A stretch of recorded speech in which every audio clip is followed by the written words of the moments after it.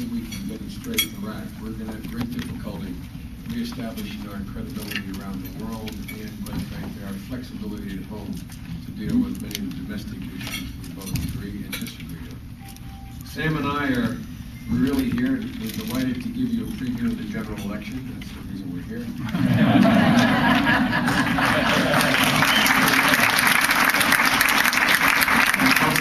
It looks like Brownback to me. I don't know. But more seriously, we're here to make a point, and that is, despite the partisan divide in Washington D.C., we've come together not as Democrat or Republican, but as Americans to again address the single most urgent problem facing us today. That's what Senator Brownback and I did 2 weeks ago in the United States Senate, although we started collaborating on this much longer ago than 2 weeks ago. Our resolution, which says that the United States should work with the international community and the Iraqi leaders to support a political settlement in Iraq based on federalism, won the support of 75 of our colleagues, left, right, and center. It's interesting, the name of the whole resolution is Biden-Brownback, Boxer, and who's the fourth, the Republican, another Republican, but it covers the gambit ideologically in the United States Senate. For the first time in this incredibly divisive national debate we've been having about Iraq, a bipartisan majority of United States senators voted to change course. For the first time, in my view, there is real hope, genuine hope, that we can put together a circumstance whereby we can leave Iraq and leave it without leaving chaos behind. The support we won, I believe, reflects this reality. That is, there is no military solution in Iraq. Everyone today says that, from the President of the United States down to every candidate running for president in both parties. There is no military solution in Iraq, only a political solution. Well, quite frankly, up till now, that has begged the question, what political solution? Sam and I, together with Senator Boxers and senators from, as I said, the left, right, and center of the political spectrum, we offered a political solution. Our solution is designed to help bring life to what has already been in the Iraqi Constitution. The Iraqi Constitution calls for, and I quote, a decentralized federal system that gives the people local control over the fabric of their daily lives, including their physical security, their jobs, education, government services. A limited central government would be responsible for protecting Iraq's borders and distributing oil revenues and for coinage.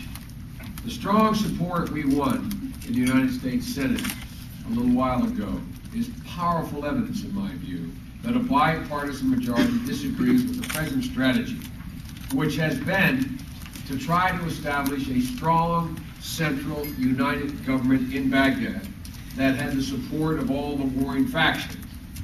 As a matter of fact, the rationale, both from the left and the right, up to now, has been to accomplish that goal.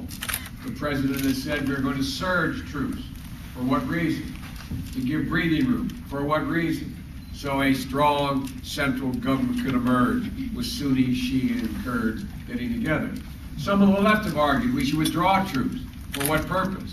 In order to make the reality become clear to all the Iraqis that they have to get together, Sunni, Shia, and Kurds, and form a strong central government in Iraq.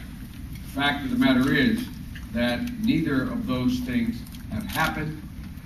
Neither of those approaches has worked, and quite frankly, a strong central government in Baghdad is not going to emerge. It will not happen.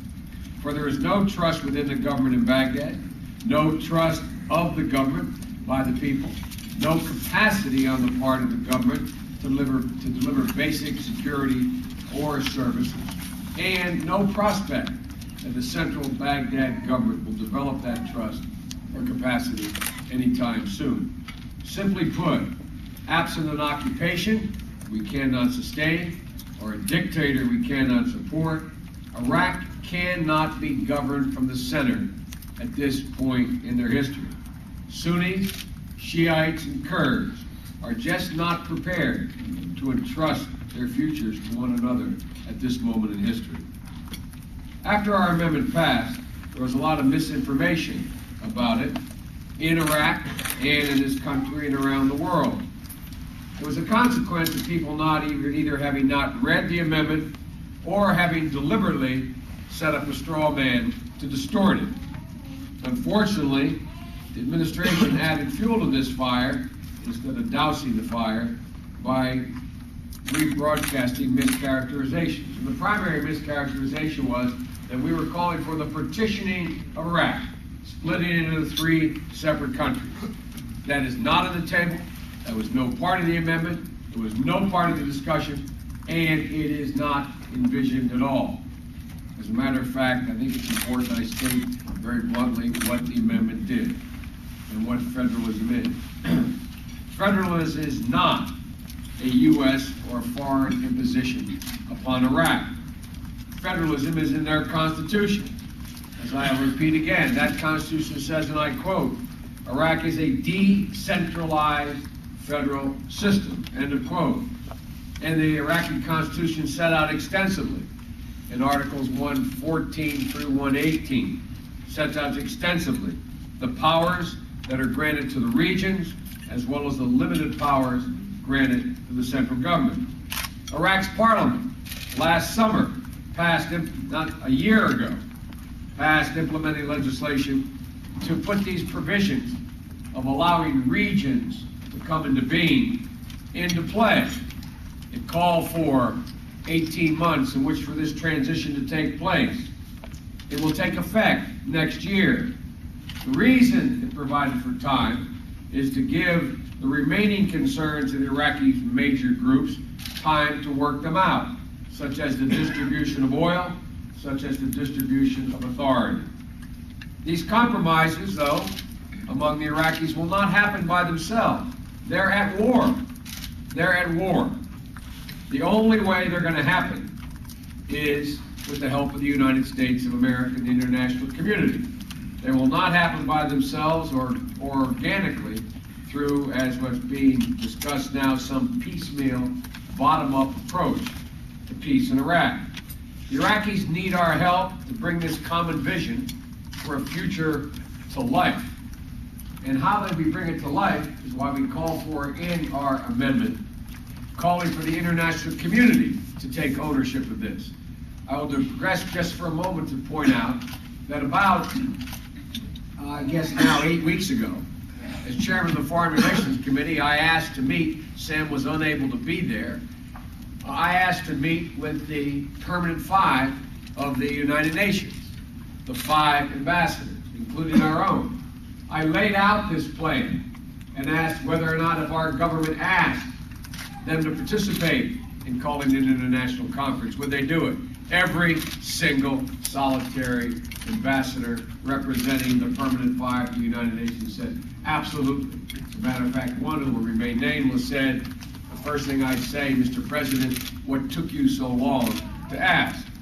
So the point is, we are pushing on an open door here. We're pushing on what the Iraqi Constitution calls for. But remember, there are thousands of people dead. Carnage still is reigning. A civil war is there. The idea the Iraqis are spontaneously going to come and put this together is not realistic. Federalism, second point, federalism will not accelerate sectarian cleansing. Quite frankly, it's the only way to stop sectarian cleansing.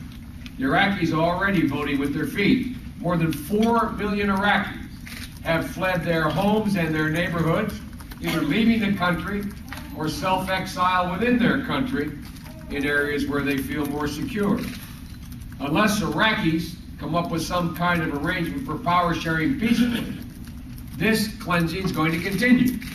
500,000 American troops cannot settle this issue. The Iraqis have to decide there is a means by which they can get together, justifying them ending their civil war.